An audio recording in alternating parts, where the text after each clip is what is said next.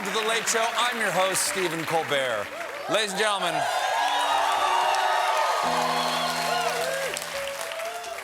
I have some shocking news. There's chaos in the White House. I didn't know there were enough people left to qualify for chaos. Horseplay, yes. Grab ass, you bet. Chaos. Seems ambitious at this point. It all started this morning when NBC News reported that over the summer, Secretary of State and spokesmodel of Just for Eyebrows, Rex Tillerson, openly disparaged Trump by referring to him as a moron after meeting at the Pentagon. Hold on there, Rex.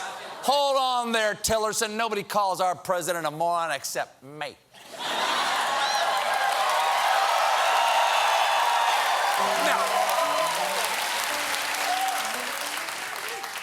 And other world leaders, and ultimately history. But here's the deal. Why would Tillerson say such a vicious, accurate thing about his boss? Well, apparently tensions came to a head around the time Trump delivered a politicized speech to the Boy Scouts, an organization Tillerson once led. That's what made him mad? Saying they're fine people at a Nazi rally?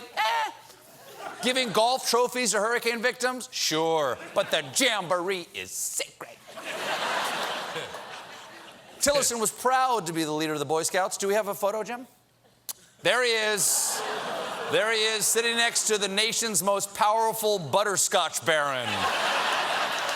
Yes. Of course, Donald Trump is dealing with huge issues right now. Puerto Rico, Las Vegas, sadly, North Korea. So naturally, the president kept his eye on the ball and let this Tillerson story pass. I'm just kidding. This morning he tweeted, NBC News is #fake news and more dishonest than even CNN. They are a disgrace to good reporting. No wonder their news ratings are way down. Yes. Yeah. Gets you. You know, what's lovely is in times of trouble, Donald Trump always is there for himself. Thoughts and prayers to the black hole in my heart that will never be filled and is the shape of my daddy. Then... Wow. The theory being his father did not love him when he was younger, and we're paying the price. Then, hours later, Tillerson mysteriously, and we don't know why, totally unrelated to Donald Trump, decided to hold an impromptu press conference. He began by declaring his love for his job. First, my commitment to the success of our president and our country is as strong as it was the day I accepted his offer to serve as Secretary of State. Well, there it is, and we all know what he said when Trump made him the offer. I didn't want this job. My wife told me I'm supposed to do this. I guess it is going to be an awkward night at the Tillerson house. Honey, can you pass me the potatoes? Is there another moron you'd like me to work for?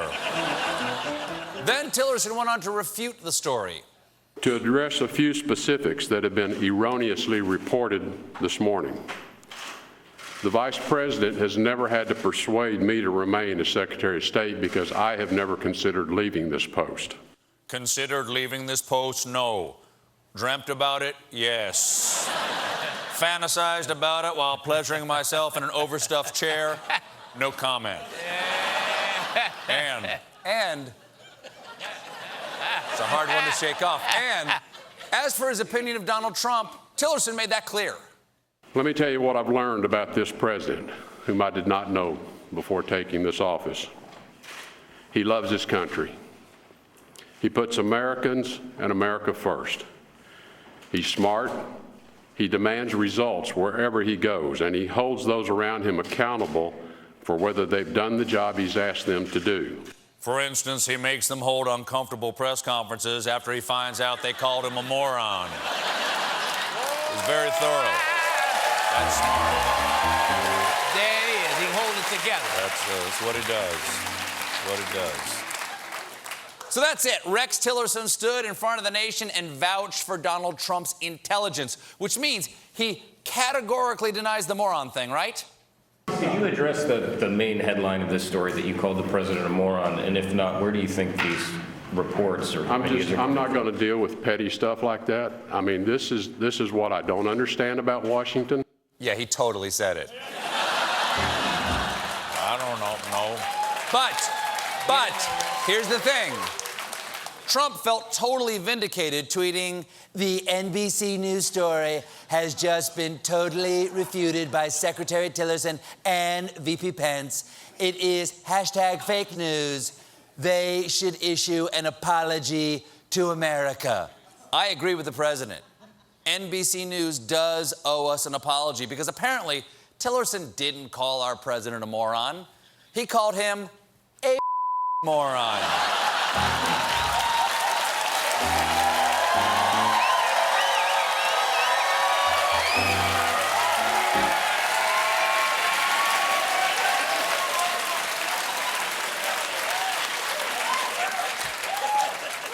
I never thought I'd say this, but secretaries of state, they're just like us. And this afternoon, Tennessee Senator Bob Corker explained why it was so important that Tillerson did not resign. I think Secretary Tillerson, Secretary Mattis, and Chief of Staff Kelly are those people that help separate our country from chaos. What? Wait, you're saying this isn't chaos yet? Wow. This is just foreplay to chaos?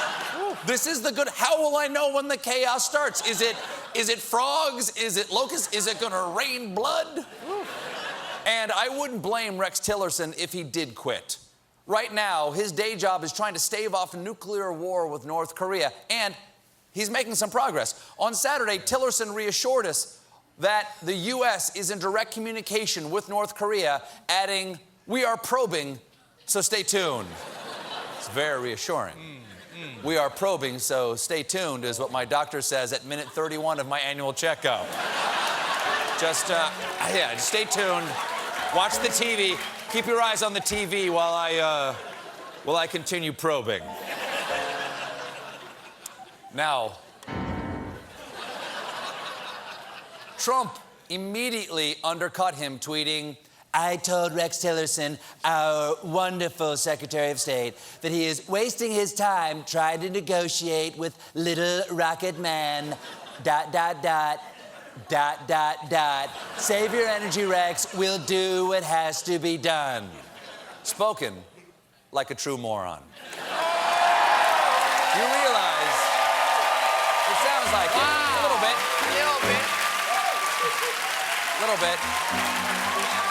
Sir, do what has to be done. You realize you're tweeting threats of nuclear war to a madman. Remember what the father of the H-bomb, Robert Oppenheimer, said when he saw that first bomb go off? "Now I am become death." Frowny emoji.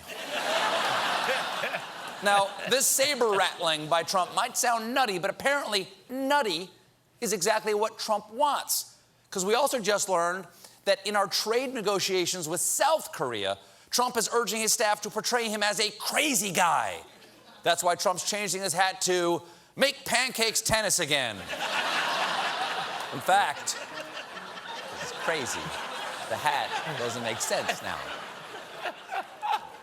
In fact, a lot of people are saying that Trump wants our foreign policy to be good cop, bad cop. I think it's more like good cop, insane president. "Hey, look, I'm the Secretary of State. Let me help you. You want a glass of water, a sandwich? Let's talk about ending your nuclear program. Listen, son, you better deal with me because my partner's off the rails. I don't know if you've heard,